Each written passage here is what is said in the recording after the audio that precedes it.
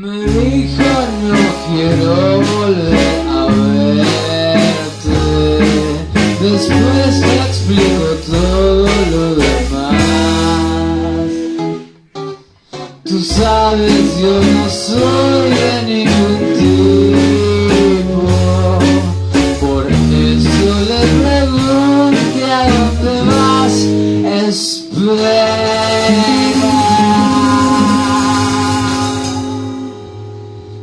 Disculpa las heridas de mi hocico. Es la sangre de callarse la canción.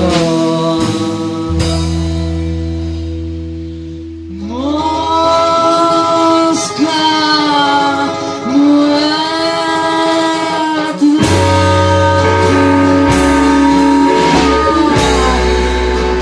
Dime tus miserias.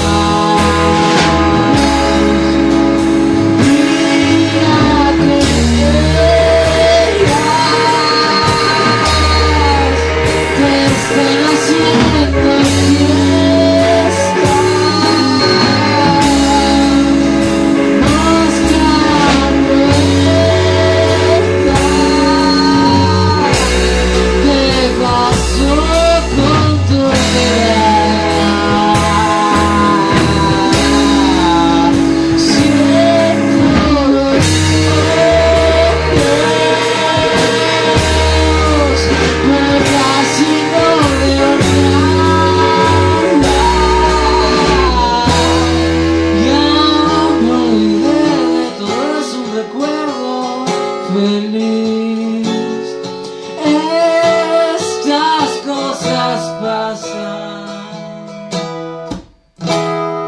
Y si comenzara a pintar mis cosas de gris, ¿a quién le doy las gracias por ti?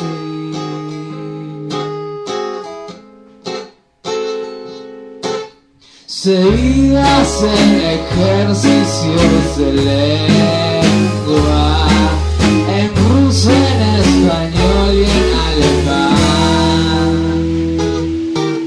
Creo que solo produje mi asco.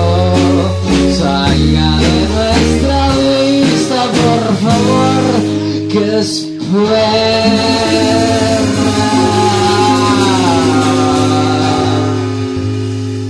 Si algo aprendí de mi fracaso, tendría entonces que buscarlo.